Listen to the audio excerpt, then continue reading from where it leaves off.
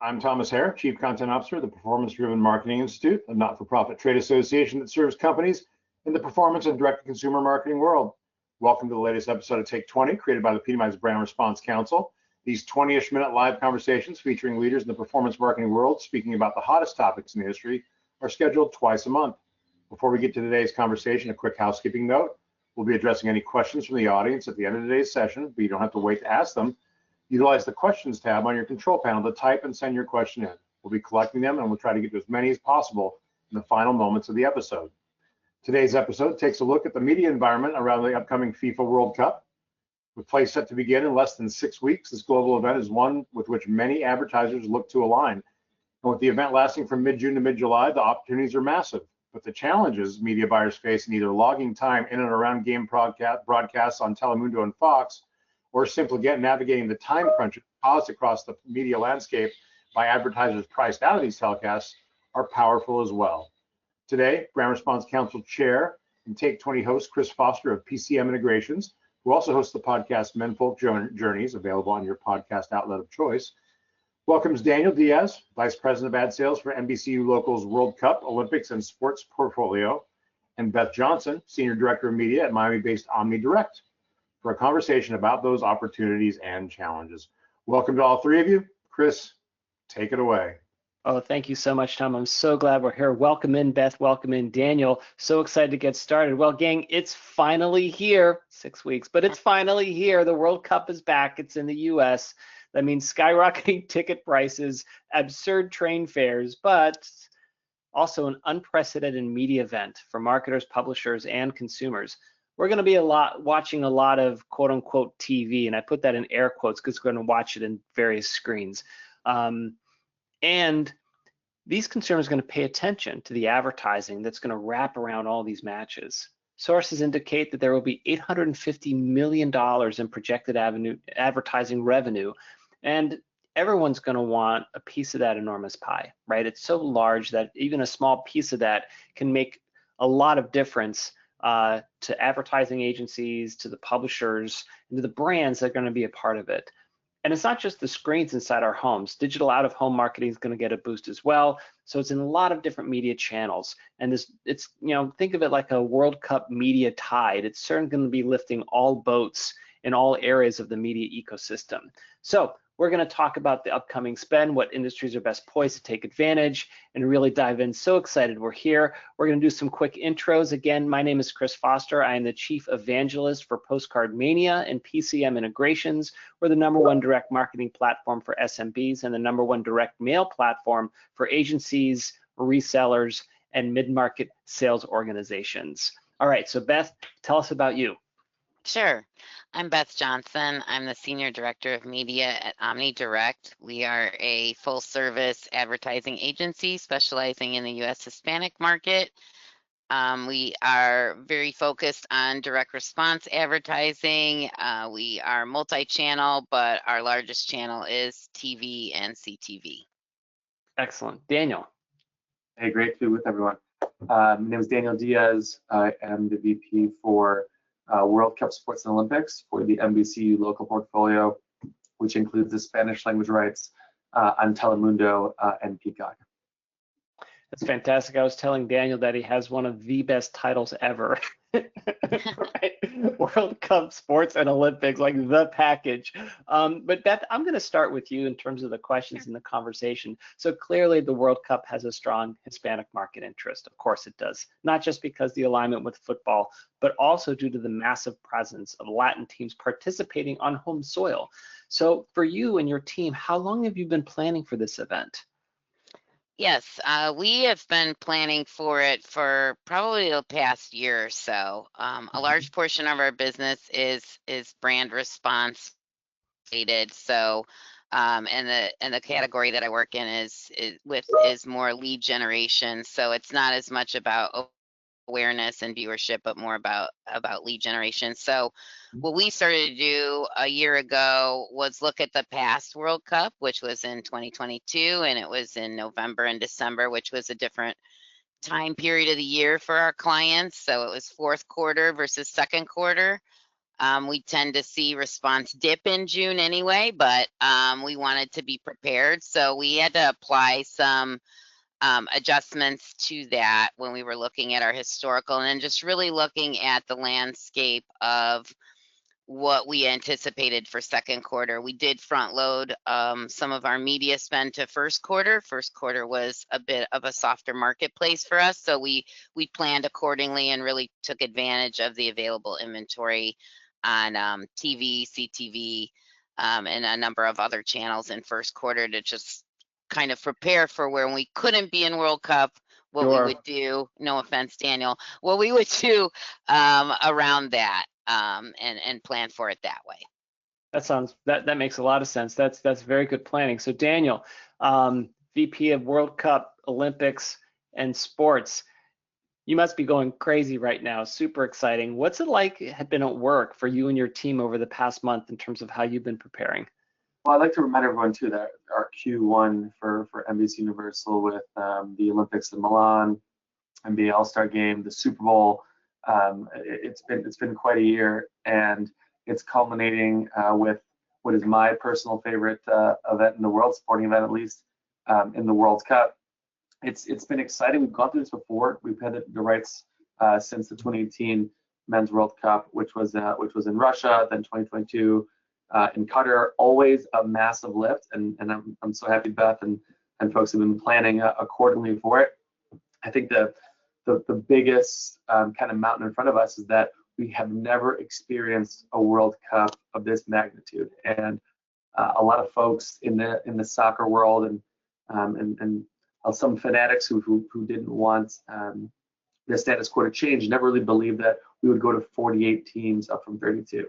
And if you can think back to past World Cups and your employees taking long PTOs and these great lunches that turned into like afternoons, I felt like we needed vacations after the previous World Cup.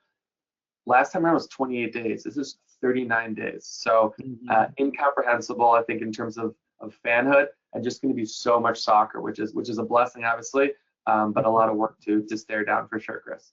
Yeah, no, I'm sure it's just been, it's what's funny is that these, the elections come around every 4 years. Like there's this big pull around that. There's these big pull around these tentpole experiences that sweep through the performance marketing space, and this clearly is one of them. So Beth, I guess a question for you is, are there certain industries or categories that you think are better suited or positioned or situated to take advantage of this increased attention?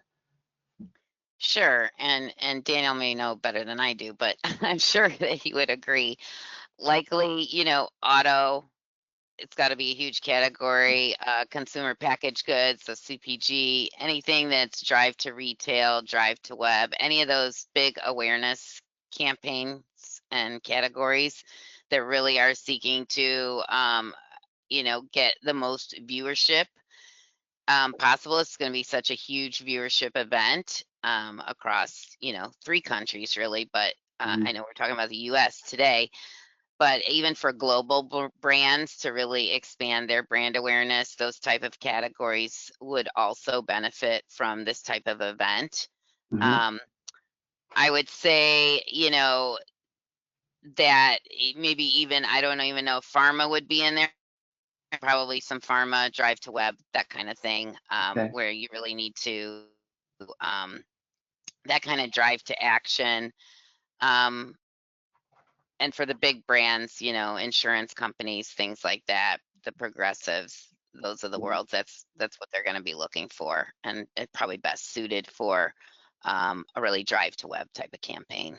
Yeah, that's interesting that you talked about that. Now, that's a little bit different than what you talked about at the beginning of the show when you mentioned lead generation. Do you consider drive to web as lead generation? It depends on the category, and it depends on what you're driving to web for. So like a very complicated insurance, such as Medicare or some kind of in-depth financial service, maybe like a drive to web for a lead form fill or something like that, but then you're really going to have to get someone that's offline involved to go through the process. For instance, a Medicare type insurance call, nobody's going to be calling for that during a World Cup match, by the way. It's about an hour long, and there's a lot of information that you have to go through with doctors, prescription plans, things like that. Whereas, you know, if you're just driving to web to fill out a lead form for a lead generation or some other type of service or category, then that might be more suitable for a World Cup event. No, I like that. That's an excellent answer. That's a nuanced answer. I appreciate that. No problem. So Daniel, clearly Telemundo's got to be a big piece of this. But is the coverage and is there other ancillary advertising carry over to the other NBCU properties and platforms, or is it strictly just within that one area? I mean, when I talk about too, especially for the U.S. Hispanic consumer, I think it's important to look at this not just as a sporting event, but really a cultural event. So the anticipation, the excitement has been really cooking already for a few months now. I always like to leave the point, if you remember the World Cup draw, or the sorteo, as we call it in Spanish, that took place in December. The sorteo is basically folks on stage, ex-players, pulling out little ping pong balls to show you who's playing against who and which group and what city. That had a higher global audience than the Super Bowl. So it's that is awesome. It's outstanding, and the scale. So the scale, it's really unprecedented. So the matches will obviously drive such a large percentage of the overall eyeballs, but the excitement is especially for us. It's sign on, sign off across all of our platforms. And Beth mentioned before that there's certain specific clients which might be better suited than others. I think it's really, when people talk about a tide that lifts all boats, consider this like a deluge, like just I mean, we're going Noah's Ark. Exactly. And the idea of, you know, this world of fragmentation where you don't get a lot of co-viewing opportunities because somebody's watching on the iPad here, or someone's tuning in, you know, watching something else on their phone. This is the highest co-viewing we'll have for 4 years on the Spanish language side, and oftentimes it's multi-generational. So when you talk about any purchase decision or purchase intent or brand search that's driven by co-viewing or being driven by a family or more familiar decision, think universities, think vacation, think long-term health planning, even assisted living, all of those are really going to benefit because it gives you a positive environment to view and see a new brand, advertiser, potential service, and we just don't have that many opportunities in today's day and age. You know, I think that's a really good insight, Daniel, and it probably bears repeating that even though the World Cup is in America, or the Americas, right, and the Super Bowl definitely is an American event, this World Cup, even though it's in the Americas, is a global event. So when you talk about the global viewing of even just the draw, I don't think that American audiences really understand that power of the global event and the fact that soccer or football is so big globally. It's the biggest sport globally, especially outside of the US territories. Yeah. That the volume of viewers, the sheer hundreds of millions of people that are going to be watching this event, it's truly, like you'd mentioned, it's unprecedented. And I thought that was really insightful when you talk about the co-viewing habits, especially if it's in a Hispanic, you know, household. It's not just a game, it's an event, right? It's families, it's the neighborhoods, it's multi-generational, and that does present advertisers with a rare opportunity if they've got a product that can cross multiple generations in terms of not only maybe reaching to older buyers who know and trust that brand, but bringing those younger buyers up, right, to get them introduced to the brand that their parents may or may not be choosing. That's very exciting. Absolutely. And it's also very interesting. It's a word of mouth experience, right? You have that co-viewing, you have the multi-generational, so they're really, you know, bouncing ideas off each other and really advocating in their community for certain brands, and you really want to be tapped into that if you're a brand, and really speak to the community in a cultural way. And what better way is that to do that during the World Cup? But I think it's also exciting because it'll reinvigorate hopefully the whole U.S. Hispanic market, and like you said, Daniel, lift all boats up, Yeah. so that we can just power, we can hopefully give us some energy through the rest of the year, and kind of reinvigorate the marketplace is also what I'm excited about. Mhm. Yeah, it's going to be interesting too, Beth, to that point, is that when they see the viewership and they see the action, and these websites and or they, other metrics can see the lift coming through, it might be a reason for some of these brands to actually go back and double dip and really lean into the Hispanic market as a new opportunity. So question that I have for you guys. Foolish if you didn't. If you're a brand, you'd be foolish if you didn't. Right, Do that. right. Of course you want to lean into that. I guess a question, Daniel, I'll move over to you because you're so involved with sports at NBC. So the World Cup does seem to expand the interest of football as content, right, as a sporting content. And Major League Soccer and Apple and Audi, I'm probably pronouncing it, but Audi the car, right, has invested heavily on their partnerships. Peacock TV has the Premier League coverage. Do you think as a sport that soccer kind of moves up and this gets catapulted into a more lucrative position in terms of other advertising opportunities in the future? Yeah, definitely. And like, I could feel like I had like a dissertation on this one too, and feel like I often am. It's important. A couple of points. The first, if you look at even the total investment globally that for FIFA, we paid $1 billion for these Spanish language US rights. Fox paid like $650 million for the same rights. So it's, first of all, objectively the one sporting event that's more valuable in Spanish and English, but also the rest of the world combined, like 210 nations, there's something like 1.5 billion combined. So we've been bankrolling this sport through the US for a long time now. Our Premier League deal is $2.7 billion. These are incredible, not only products in terms of match day, but also the leagues and the fanhood. So I'm sure you have folks in your world or circles that maybe wake up early to watch Manchester United on a weekly basis, or Arsenal or Chelsea, or my beloved Brentford Bees. Come on, Brentford. That's a great example. So I think, first of all, Americans understanding too that like this is the one sport where the greatest athletes in the world don't come necessarily play on our shores. We have to adjust to that. We have to adjust to different time zones. We have to adjust to choosing a club or a team based on fundamentals that go beyond just geo. Like, I'm from Chicago, I'm automatically a Bulls fan. From South Florida, I can only like the Heat or the Dolphins. So the fan experience is a bit different, but that also means that the fanhood is usually a bit stronger because we're choosing these teams. It ends up being such a ritual for the U.S. soccer fan to really tune in and buy into something that is beyond our shores. So that's number one. The MLS is kind of a different discussion there, obviously growing, and we hope the MLS continues to expand and grow. But just realizing too that leagues like the Premier League that we have at NBC and Telemundo on a weekly basis, La Liga that has like Real Madrid, Barcelona, those are these great clubs of the world. They're not necessarily in our backyard, and it takes a bit of an adjustment. And then I'll also add too that when we're talking about the World Cup, this is not play. This is not their livelihood. This is not where they're making their their annual salaries.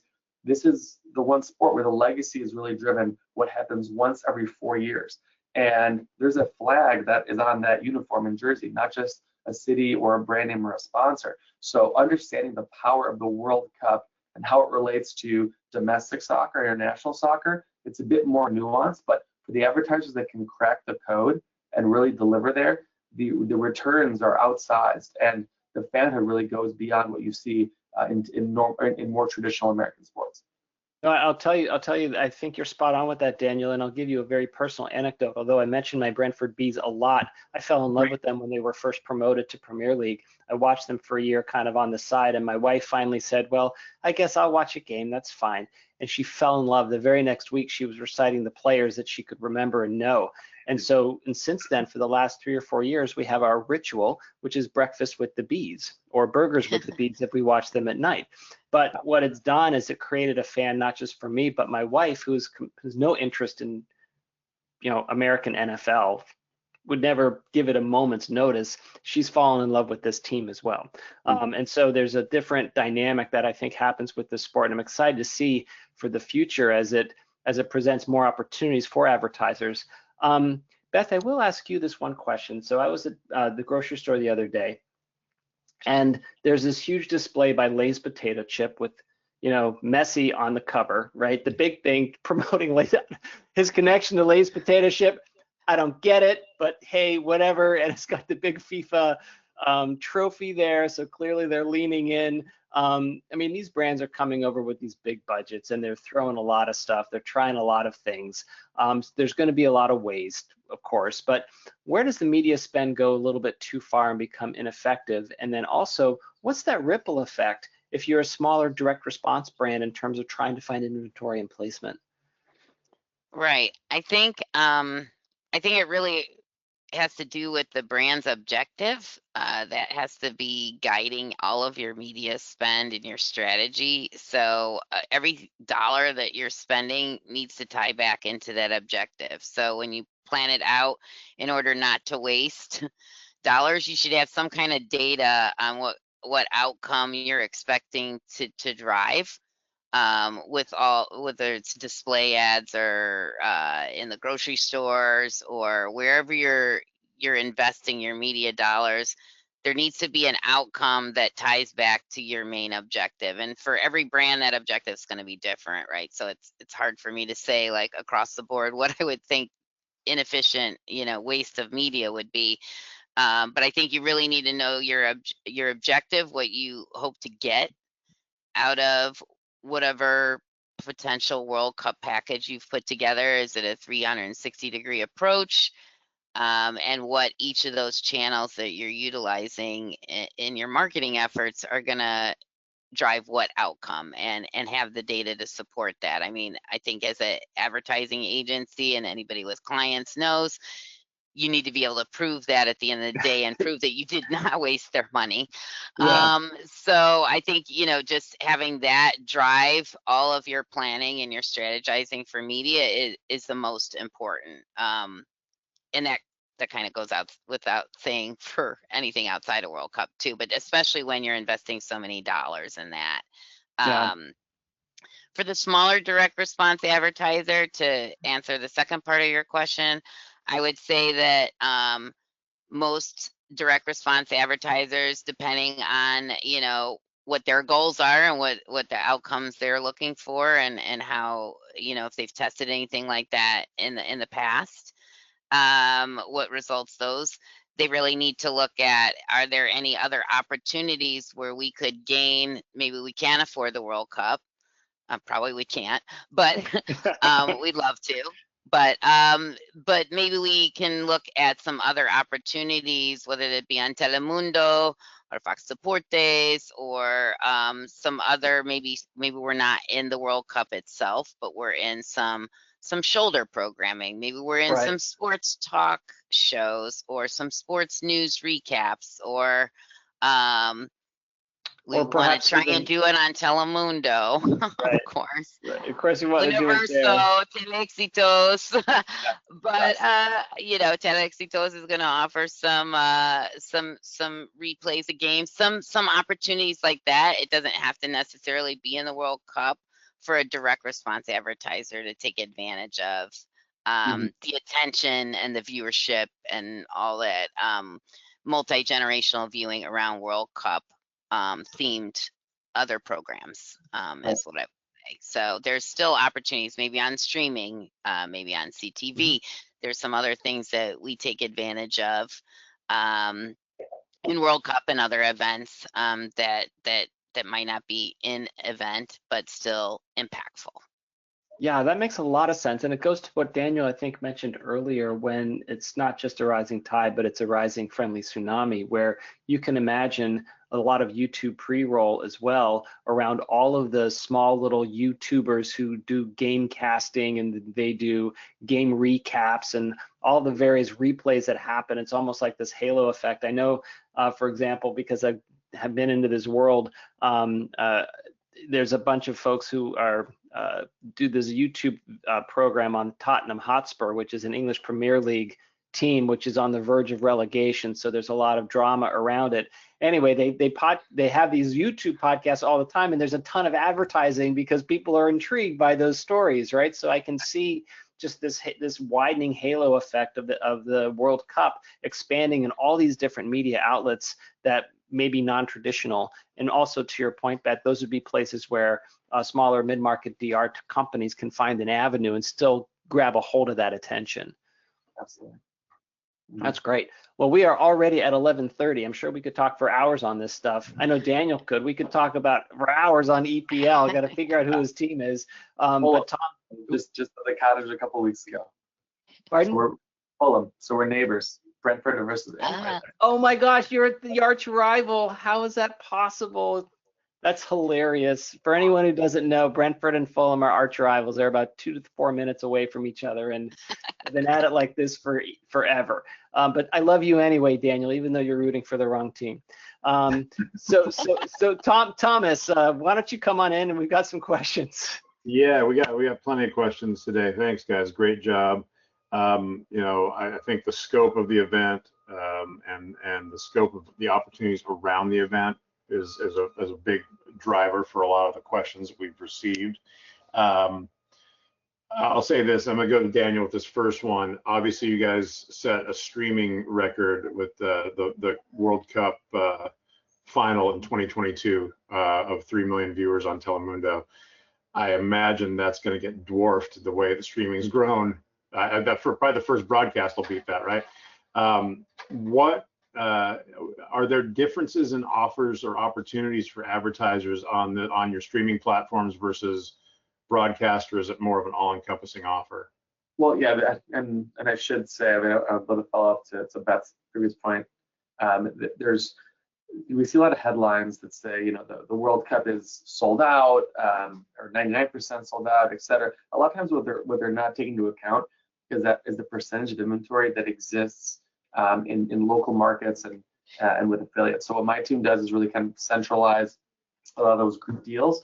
And while there might be limited inventory or a tough buy-in for either national inventory or for some markets like Dallas and Houston and other host cities, it's important, I think, to like dig one step deeper and say, I have a list of 8 to 10 DMAs that are very important for my client. I'd love to know what the inventory opportunity is for those. You might come back and say, 5 or 6 are okay, a couple are limited, a couple are sold out.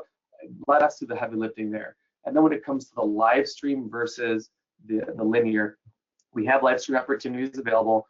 They exist with certain thresholds, but the conversations are really meant to be fluid. And as we get closer to kickoff, it's just important to kind of speak to your reps or your agencies and create a dialogue and see what's most important to the brand and see how we can accommodate. But we usually find a way. And then the last point I'll make, and Beth mentioned telecasts, the World Cup and FIFA, everything's so fluid. There's often new opportunities that arise and show up for us in real time. So we're offering now. So on Telemundo, we air every possible match we can on broadcast, but the last match of group play, the teams have to kick off simultaneously in each group to mitigate anyone trying to lose or tie on purpose for a better matchup. So we have 12 matches that will go to Universo, which is our cable net, and we're also going to offer them now in Telecasts, our digital net. So I know Beth has kind of seen that offering. We didn't have that up until a couple of weeks ago. So I would say, like, never say never and just keep asking, and it's our role to be able to show up and find a solution that's hopefully helpful for you. That's a great idea by FIFA to do that, obviously, it's from a competition standpoint, but what an opportunity for advertisers as well. Obviously, I'll again, a little precursor to the actual question here. I think the idea has been, and I think is that way, is that the Telemundo properties over-index with viewers compared to Fox in English. And still, I think that's still the case as far as there are a lot of people who watch the Spanish broadcast just for the excitement of the Spanish broadcast, right? So as you look at that, and you obviously the ads you have are going to be targeting a Spanish-speaking audience for the most part, but are you seeing anything or are there any opportunities out there that target maybe not the bilingual audience that's tuning into your broadcast? I mean, for us, we say too, this is the highest percentage of bilingual viewers that we will have again for 4 more years. About 20+% of our creative is in English language. As much as it's great to be in language as an advertiser, for the World Cup, it's more important to be in culture or in and around the excitement of the tournament. I watch every other major sport personally in English. It just feels unnatural to watch the World Cup in English, and so I tune back in Spanish. I think I speak for a lot of millennial, Gen Z, especially younger bilinguals. This is the one event where you can kind of go back and forth between the two, and you're not going to lose much. And then I'll also say for non-English and non-Spanish primary, we end up having an outsized number of viewers. So like the Polish ethnography in like Chicago, or Cantonese speakers, Portuguese speakers, they love coming into Telemundo. It's a very, very exciting broadcast, and we're accessible because we mentioned we put every single match we possibly can on our broadcast network, so it's more accessible to the marketplace. But also, ask Chris, every good Premier League fan, soccer fan in this country has Peacock. They are locked and loaded because we have exclusive rights to the Premier League. That spills over from an ease of access point for existing soccer fans who find it so easy to come and tune into us, just built into their OTT streaming devices. That makes sense. That makes a lot of sense. And I want the viewers to know that we didn't set this up as a Telemundo NBC show. We tried really hard to get Fox to join us. I think Fox had their upfronts last week, and it was like Fox tried to get someone to join us, but we couldn't make it happen. So equal time there. Wanted to make sure that we did let you know that we try to get Fox on this event. So for Beth, you talked a lot about adjacent media strategies, like obviously with smaller dollar advertisers are still trying to find those ways in and touch on this. I don't know, digital and social channels are you guys suggesting any kind of movement there, or do you see your clients trying to pick up time or space and any alternate channels that are somehow linked into this whole World Cup buzz? Yes, certainly you could look at digital, increasing your search efforts, your paid search, all of those other channels should be employed as well. I mean, I think the largest viewership obviously will be on TV and streaming, but definitely I think, again, it's a 360-degree approach. I think you need to have, your marketing message throughout all channels. So if digital and social ties into your objectives, then certainly that's probably a more affordable way to go. Yeah. Other than TV and linear, but it should all tie together. That's great. One last one, and I know we're still 6 weeks away, but people are excited about their post-event opportunities out there, apparently, in the audience. Are data being collected either for actual in-person attendees or for you guys TV viewers in order to conduct post-World Cup promotions? Is there a post-event opportunity for advertisers, I guess, Daniel, with Telemundo that can kind of tie in, like as you get past the final? Is there anything on the back end of this that can be built either through viewership data or otherwise? Yeah, so there's a couple of ways. First of all, we do brand lift studies, like pre-post wave for our big clients and advertisers, which I think is always great. But in terms of recapture and retargeting, we recommend absolutely conducting campaigns that use our World Cup viewership, folks who are even soccer enthusiasts, World Cup enthusiasts, being able to retarget them a little bit lower in the funnel over the next 30 or 60 days is a great strategy, and it also helps with a more palatable CPM. So for every big, multi-million-dollar plan or less, whatever, that's the first part of the match. The back end is how do we convert to sales. So being able to use that data that we offer to retarget those folks with a secondary or tertiary message, I think is always going to be positive. That's great. That's great. I have another one, but I'm going to leave it. It's more about the future of live sports on linear versus streaming and fragmentation, all that. I personally have been a little frustrated by the NBA and NHL playoffs and trying to figure out where the hell which game is on. But I think that's what the question was addressing. But we'll leave that for another time. Maybe we'll do a sports, an overall sports. I think that's an episode all in and of itself, Tom. Yeah. Absolutely. So Beth, Daniel, Chris, thank you all. We really appreciate you being here. Great conversation. For those of you who want to make sure that your colleagues see this, this will be on our YouTube channel come Friday, so we'll have that link out to everybody then. Our next Take 20 episode is set for Wednesday, May 20th, when Chris will host a conversation about the changing role of influencers in performance campaigns. Please visit thepdmi.com/take-20 to register for the webinar and check out the upcoming schedule. And registration is open now for this fall's PDMI West, October 19th through 21st at Intercontinental San Diego. Coming off of a spectacular PDMI East last month in Miami, the buzz is big for the fall event. And if you want to mix incredible networking with tremendous educational content like you've just seen, the price is right. Online pre-sale badges just $495 for PDMI members and $695 for non-members, and badge holders get first crack at our deeply discounted guest rooms at the Host Hotel there in San Diego. So start making your plans now. It's going to be October sooner than you think. I know we're just in the middle of spring, and the Northeast, we're all trying to find a couple more than 2 good spring days in a row. But it's going to be fall before you know it. Visit thepdmi.com/pdmi-west to register now. Thanks again for checking out this episode of the Take 20. Be well. We'll see you soon. Thank you. Thank you. Bye-bye.